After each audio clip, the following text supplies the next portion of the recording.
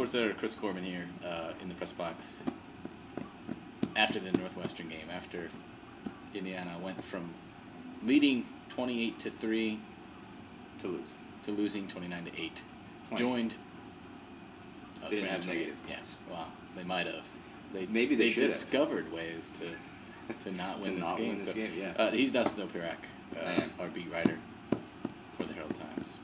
Anyway, Dustin, just break this one down for me. Where did it go terribly, terribly wrong? Oh, a lot of places. But there were obviously a couple big calls by Bill Lynch that everyone's going to point to. Sure. The 4th and 1 is obviously kind of the biggest thing. Fourth and 1 at the goal line. Well, we found out from that. I mean, obviously, if you watched it, you saw it. But Mitchell Evans did not have another option on that play. He was supposed to throw to Troy Wagner. He was supposed to roll right and look for Troy Wagner. And Lynch told us that it worked in practice, I guess. And he reminded us that was the player, but he was hooting and hollering about at practice on Wednesday. Right.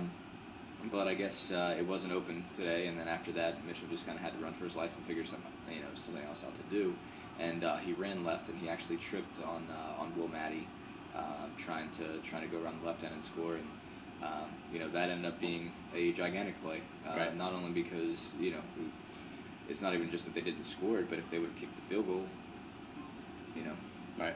They're up in this game. I mean, obviously things can change, and maybe play sure. calls change. Lynch said he thought they needed the touchdown at that point. He just thought that this sort of game called for going for the more points. Right. But obviously that one didn't work, and then of course not having any timeouts at the end. Of the they game. had called a timeout 2 plays before that to set up the 3rd down play, which went to Tannen Doss short of the goal line. They didn't throw it into the end zone. They also called some other timeouts just sort of randomly, and I asked. Right. Well, there was the 4th down later. I think there was the 4th and 3 that turned into. No, that one was completed. That was completed at Matt Ernst, wasn't it? If I'm not mistaken. They did complete that for the timeout, but Lynch said it was they were just timeouts that he wanted to call because he felt they needed to know where to line up. He felt like those could have been the biggest game, the biggest plays of the game at the time, and despite the fact that all week he said that this was going to come down to the last drive. Right. I think he thought he had opportunities to win it earlier, and thought he would try to preserve those, and it didn't work out for him. Yeah, I just don't see how a college football team needs to call timeout in those situations. They game plan all year. They work on those situations. They should have stuff on their little flip cards ready to go. Just seemed like strange timing there. They also used Mitchell Evans on the Wildcat on another short yardage situation, and he ended up getting stuffed. Everybody saw it coming. It was the option to the right. He gets smacked. Really, and this is the comments we got on the live chat, and I've been looking at some of the more popular message boards and on our blog. People commenting now. Coaching staff threw this one away. I don't know if you can really argue with that. It's hard to not call this a coaching loss. I mean, obviously the players have to get credit for it as well because, especially the secondary at times got shredded up. Today. I mean, there was a couple big plays made by the secondary, obviously 3 picks, but they were able to get a lot of room and a lot of big plays. With that being said, you got to in a lot of ways look this as a coaching loss. I mean, having no timeouts at the end there was nothing they could do to stop the clock from the 7-minute mark on. Northwestern, that was a long time to have the ball in Indiana and not have any hope of stopping. How many first downs did Northwestern have? 28? I think 29. 29? If I'm not mistaken. That's a lot of first downs. That's a lot of first downs. Yeah. And there was a lot of opportunity. If they have even one timeout, this game could be different. They could just any thing they could do for a drive. They could have had 2 more plays, at the end of that game. Right. They did. They didn't end up getting a last shot. They sent Nick Freeman out for a field goal for 59 yards. 59-yard field goal. Any sense? Yeah. Lynch said about that the chances of throwing a Hail Mary were to him worse than trying to kick that field goal. He thought with the wind was at his back. You never know what's going to happen. They sent Freeland out. Freeland's kick landed on the W in Northwestern, about 10 yards short or whatever. Yeah, depending on it's the angle, the arc, whatever. Tough to figure out what exactly that means, but it's well short. What did you make of Lynch's post-game press conference? I mean, Lynch, he's never very. No, I would say this. I was surprised actually that he didn't come out and take this one himself. Right. To be honest, I mean, Lynch he is a stand-up guy, and I'm not going to say that just because he didn't do it this time that he's not. I think that would be too harsh of a criticism, but. I don't know how you can't say that this game would have been different if it had a timeout and if the 4th and 1 would have worked differently. Right. So, I'm surprised that he did not come out and say, look, I ended up making what was the wrong call, and my guys kind of suffered for it. Right. And that's what I would have usually expected from him. I don't, again, I don't think that changes how I view him overall, but I really expect him to do that. And he came out and he said, it's too big to put it on one play, which is a classic Lynch answer. But in most cases, when he's trying to say, well, it's too big for one play, what he's really doing is defending his players. Yeah.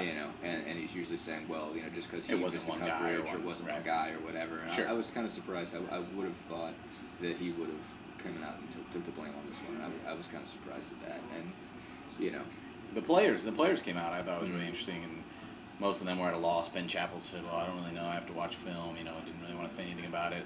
Other guys, Mayberry and Fisher were both just kept talking about playing Iowa.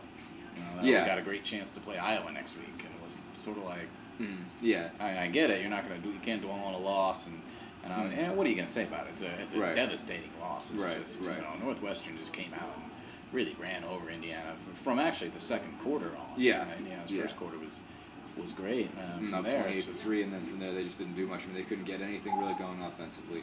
And Northwestern again with the short passes were just picking them apart, but they were also just able to get a couple big ones in there as well. And I guess that's exactly what Northwestern's game plan is. Right. They didn't run the ball bad either. I mean, 160 yards on the ground. I mean, they opened it up by throwing it so well. Yeah, and Indiana didn't convert. Indiana got 3 turnovers. The Austin Thomas pick sets them up at the 23, and that's what turns into the 4th and 1. Right, they got 0 points out of that. It's just a complete and total meltdown, basically. Yeah, no, there's nothing short of that, and it's a huge loss now because they, now a bowl game is a really, really slim possibility because they have to beat either Iowa, Wisconsin, or Penn State, and they haven't shown anything to make, and then Purdue, and they haven't shown anything to make anybody believe they can win. Right. We've gone from possible bowl game to, wither Bill Lynch. What will happen to, is this the coaching staff? And today, quite frankly, as a columnist, you look at it and that game performance was not. That's not what a Big Ten coaching staff does. No, I mean, really, it was interesting because in the second quarter, when it's 28-3, he's right. You're looking he's safe. He's beyond safe. And then all of a sudden it's over, and you're back to talking about this again. Right. We watch them practice a lot, and we saw, like Bill Lynch said, they ran the Wildcat and it worked, and Troy Wagner caught it, and that hasn't been on film, so it would have surprised Northwestern. Mitchell Evans barely throws it, but they've got guys. Ben Chappell can put the ball in his tight spaces. We saw it. He did it with Wagner early in the game.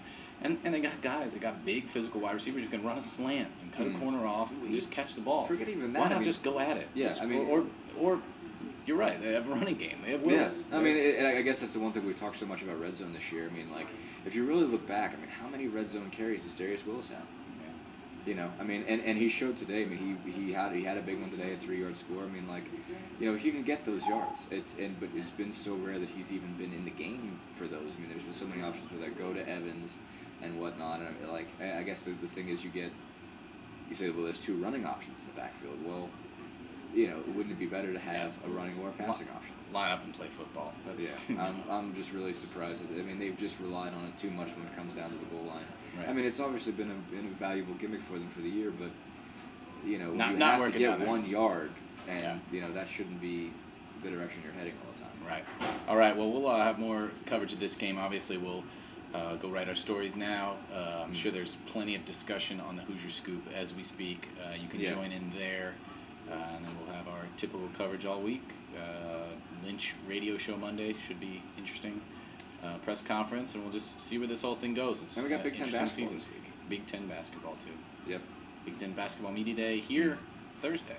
We'll be back Correct, in Chicago. we'll be back. We're going to leave you with a view from the press box here. It's pretty epic. Thanks for joining us. It is pretty epic. Hopefully you can see it. Talk to you later.